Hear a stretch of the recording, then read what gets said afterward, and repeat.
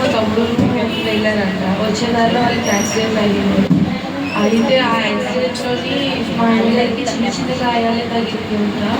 మా తమ్ముడికి hand brake అయింది. వాడికి ఆపరేషన్ కూడా చాలా చక్కగా జరిగింది. ఆ టైంలో అన్నయ్య ఎంతో ప్రార్థన సహకారం మాకు అన్నయ్య అందించారు. దాన్ని బట్టి దేవాదేవుడికి ఎన్నో తీసుకెళ్తున్నాము. అయితే మా తమ్ముడికి హ్యాండ్ బ్రేక్ అయింది చెప్పాను కదా, అది చాలా ఇదిగా చాలా పెద్దగా అయిందంట. అది చిన్నగా అనుకుని నేను పెద్ద ఏమనుకోలేదు. డాక్టర్తో మాట్లాడినప్పుడు రెండు బోన్స్ బ్రేక్ అవడంతో పాటు అవి చిడిలిపోయినాయి అంట. కానీ గొప్ప దేవుడు ఏంటంటే చక్కగా ఆపరేషన్ జరిగింది. బిడ్డలైన తెలియదు. మొన్న శుక్రవారం వచ్చినప్పుడు ఆ రోజు మార్నింగ్ అంతా నేను హాస్పిటల్లో ఉన్నాను. అయితే అన్నాడు ఇంకా కొంచెం టైం పడుతుంది అంటాక డిస్కస్ చేయడానికి ఇక్కడ ఉండలేకపోతున్నాను అన్నాడు. అన్నయ్యతో రోజు పొద్దున సాక్ష్యం చెప్పినప్పుడు త్వరగా డిశ్చార్జ్ అవ్వాలని అన్న ప్రేయర్ చేశారు. ఆ మాసం రోజు అంటే నిన్నే ఇంటికి వచ్చేసాడు. శుక్రవారం అన్నయ్య ప్రేయర్ చేశారు. శనివారం తమ్ముడు ఇంటికి వచ్చేసాడు. దేవుడా మనకి ఎన్నో వందనాలు. దేవుడి ఈ వచ్చిన ఈ సమస్యలో మమ్మల్ని ఎంతగా ఇన్ని రకాలుగా ఆదుకున్నాడంటే ప్రతి విషయంలో కూడా, ఒక అమౌంట్ విషయంలోనే, ఒక ఆపరేషన్ విషయంలో, ప్రతి విషయంలో కూడా దేవాదేవుడు ఎన్నో గొప్ప కార్యాలు చేశాడు. ఆ కార్యాలన్నింటిని బట్టి దేవాదేవుడికి ఎన్నో వందనాలు చెల్లించుకుంటున్నాను. తమ్ముడికి వాడు బాగా భయపడుతున్నాడు. ఎలా అంటే ఏదైనా అయిపోతుందేమో, ఏదైనా మంచి డిప్రెషన్లోకి వెళ్ళిపోయాడు వాడు. కొంచెం మీరు అందరూ ప్రార్థనలో జ్ఞాపకం చేసుకోమని ఆ బిడ్డ గురించి.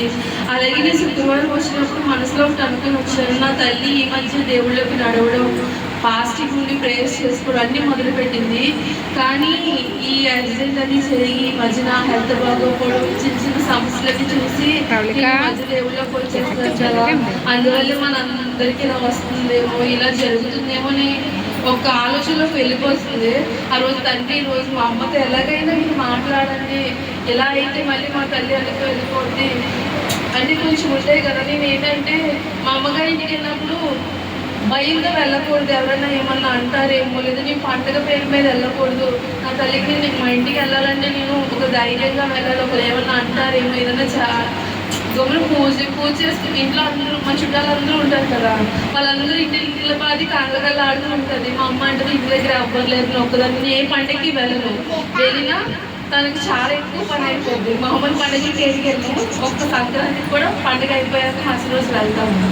అందువల్ల మా బాధపడుతుంది, పూజలు ఆపేయచ్చు కదా అని అన్ని స్వెటకాలు వదిలి ఆడతారు. కానీ నా మనసులో చాలా బాధపడతారు. అరే మా అమ్మ కూడా దేవుళ్ళు ఉండండి, నేను భయపడ్డా కదా వెళ్ళడానికి, పిల్లలు ఏ పూజ అయినా తినేస్తారేమో నాకు భయం అని నేను నా మనసులో చెప్తాను.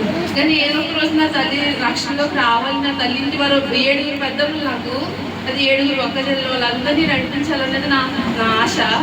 కానీ నా తల్లి ఫస్ట్ షాప్లోనే వెనక్కి వెళ్ళిపోద్దేమో అని భయపడ్డాము. మా అన్నయ్య చెప్పిన వాక్యం ఏంటంటే మనకి వచ్చే శ్రమను బట్టే మనం దేవుళ్ళు మరింత బలపడతాము. ఆ శ్రమ ఊరికినే కాదు, సువర్ణ ఏదో సరిగా చూడలేదు ఆ వాక్యం ఏమి.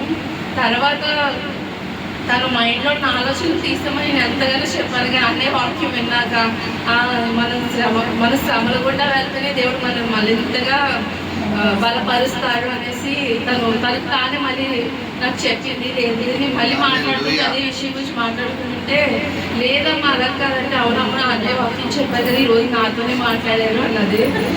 దేవుడికి ఎన్నో వందలు. నిజంగా నేను ఇది విషయమే కాదు, మా విషయాల్లో కూడా ఇంటి దగ్గర ఒక విషయం అనుకొని అరే ఈరోజు మనసేపు బాగా మాతో మాట్లాడితే బాగుంటుంది కదా దేవుడు అని అనుకొని వచ్చిన రోజు అంటే మాకు లెఫ్ట్ రైట్ అదే విషయాల గురించి చెప్తారు. మీ ఇంటికి వెళ్ళేటప్పుడు దారిలో నీ గురించి అన్నారు, నీ గురించి అన్నారు అనుకుంటే మేము ఇద్దరు మాట్లాడుకుంటాము. ఎందుకంటే ఒక వాక్యం వస్తుందంటే ఈ విషయం మా గురించి మాట్లాడుతున్నారంటే దేవుడు మా మాట వింటున్నట్టే కదా, మాతో మాట్లాడుతున్నట్టే కదా. దేవాదేవుడికి ఎన్నో వందనాలు చెల్లించుకుంటారు. ప్రతి విషయంలో మాకు తోడున్న దేవుడికి మాకు వందనాలు చెల్లించుకుంటా. అన్నీ ప్రార్థనా సహకారానికి వందనాలు చెప్పుకుంటూ చిన్న సాక్షి దేవుడిని